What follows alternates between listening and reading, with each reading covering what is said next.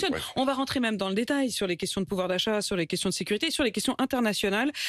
Également, on va revenir sur la Corse. Vous êtes le candidat qui a obtenu le plus grand nombre de parrainages corse. La situation, évidemment, aujourd'hui, je voudrais entendre ce que vous en feriez. Mais d'abord, sur la situation, je le disais, 9 jours avant le premier tour, le niveau des procurations n'a jamais été aussi bas. Est-ce que dans ce Tour de France que vous avez fait, vous avez ressenti un désamour, y compris de cette élection qui, normalement, l'élection présidentielle, est celle qui réconcilie les Français avec la politique? Oui, c'est depuis une semaine. Jusque-là, les Français ne disaient rien.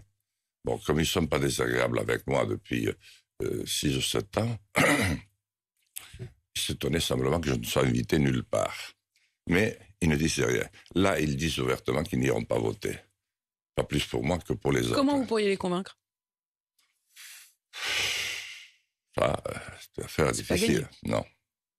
Jean Lassalle, vous dites notamment que vous voulez reconnaître le vote blanc. Oui. Alors aujourd'hui, il est quand même comptabilisé, c'est-à-dire que concrètement, les votes nuls ou les votes blancs sont notés dans les procès-verbaux des différents bureaux de vote, mais vous dites les reconnaître. Ça veut dire quoi? Concrètement, vous allez en faire quoi? S'il y a des bulletins blancs, vous faites quoi? Vous videz des sièges à l'Assemblée qui vont rester des sièges vides? À quoi ça va correspondre dans les faits? Il s'agit tout simplement de redonner la parole et le droit de choisir au peuple souverain.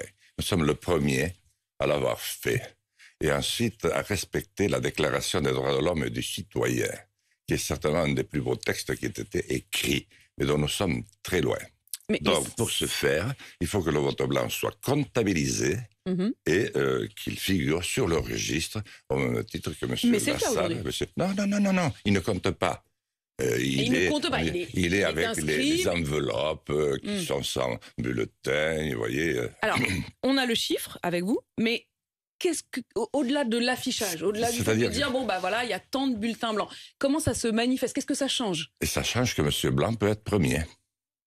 Et donc, si le vote blanc est premier, qu'est-ce que... Ah, et voilà.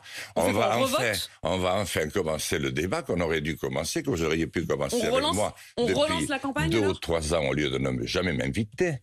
Oh, Jean Lassalle, vous n'allez pas me refaire le même cinéma.